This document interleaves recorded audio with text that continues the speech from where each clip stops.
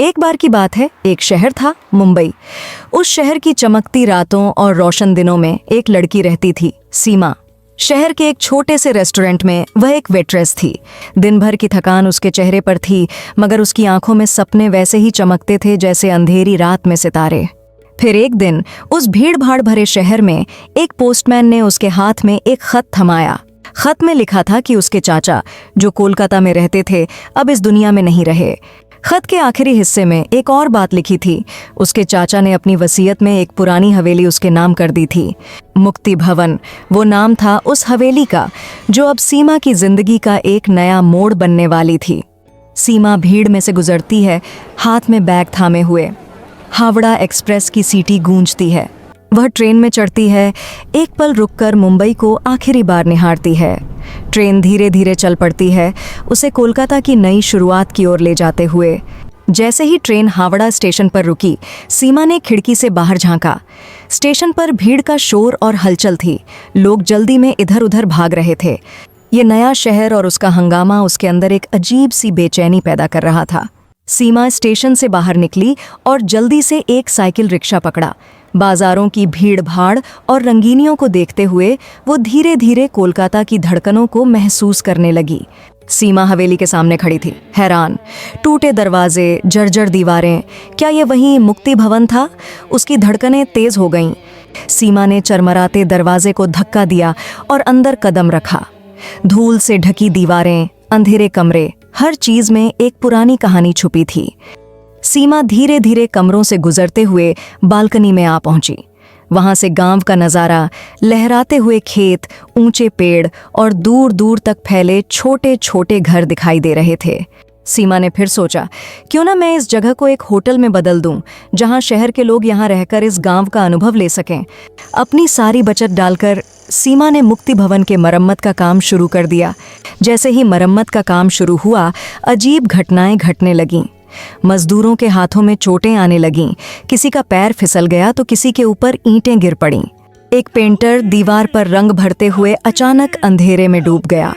उसकी आंखों की रोशनी जैसे पल भर में गायब हो गई। और एक बार अचानक छत गिर गई और एक कारीगर नीचे गिर पड़ा। उसके गिरते ही उसकी टांग टूट गई। सीमा को समझ नहीं आ रहा था कि ये सब क्या हो रहा है। एक के बाद एक अजीब हादसे, कभी कोई कारीगर घायल हो जाता, कभी अचानक कोई अनहोनी हो जाती। एक रात उलझी हुई सीमा ने देखा कि एक बूढ़ी औरत उसके घर के बाहर खड़ी है। खुले सफेद बाल, फटे पुराने कपड़े और गहरी आंखें, जैसे उसने जिंदगी में बहुत कुछ देखा हो। सीमा ने उसे अंदर बुलाया, लेकिन उस औरत ने सीमा से कहा, यह जगह छोड़ दो, यह जगह शापित है, तुम मर जाओगी। लेकिन सीमा ने उस पर ध्यान नहीं दिया और निर्माण कार्य जारी रखा। देखते ही देखते मुक्ति भवन एक खंडहर से एक खूबसूरत महल में बदल गया। शहर में जब लोगों ने इस नई जगह के बारे में सुना तो एक एक करके वे यहाँ आने लगे। सब कुछ ठीक लग रहा था और सीमा खुश थी कि अब सब अच्छा ही होगा। एक रात एक मेहमान अपने कमरे में सो रहा था, जब अचानक खिड़कियां जोर से खुल गईं। हवा का एक तेज झोंका अंदर आया, जैसे कोई अनजानी ताकत वहां हो। अचानक एक तेज धमाका सुनाई दिया। उसने घबराकर आंखें खोलीं तो देखा कि बेड लैंप नीचे गिरा हुआ था और खुद ब खुद हिल रहा था। तभी एक अजीब आवाज आई। उसने मुड़कर देखा तो एक भयानक भूतिया आकृति हवा में तैरती हुई खाली आंखों से उसे घूर रही थी। भूत को देखते ही मेहमान मदद के लिए चिल्लाते हुए दौड़ पड़ा, लेकिन भूत धीरे धीरे उसका पीछा कर रहा था। मेहमान होटल से बाहर भागा, भूत भूत चिल्लाते हुए, और पीछे मुड़कर देखने की हिम्मत भी नहीं की। अगले दिन स्टाफ ने सीमा को बताया कि रात को क्या हुआ था।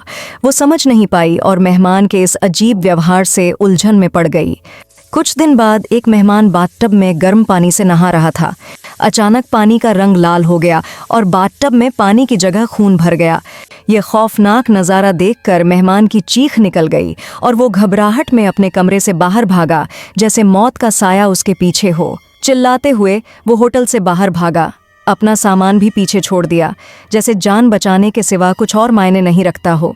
अगली सुबह जब सीमा को ये बात पता चली तो वो तुरंत उसके बाथरूम में गई। अंदर पहुंचते ही उसके होश उड़ गए। चारों तरफ खून के छींटे फैले हुए थे। फिर एक रात एक मेहमान ने खाने का ऑर्डर दिया। जब उसने खाने का ढक्कन खोला तो जो उसने देखा उससे वो सन्न रह गई और घिन से भर गई। उसकी प्लेट में हर तरफ कीड़े रेंग रहे थे, मानो खाना नहीं, डरावना सपना हो।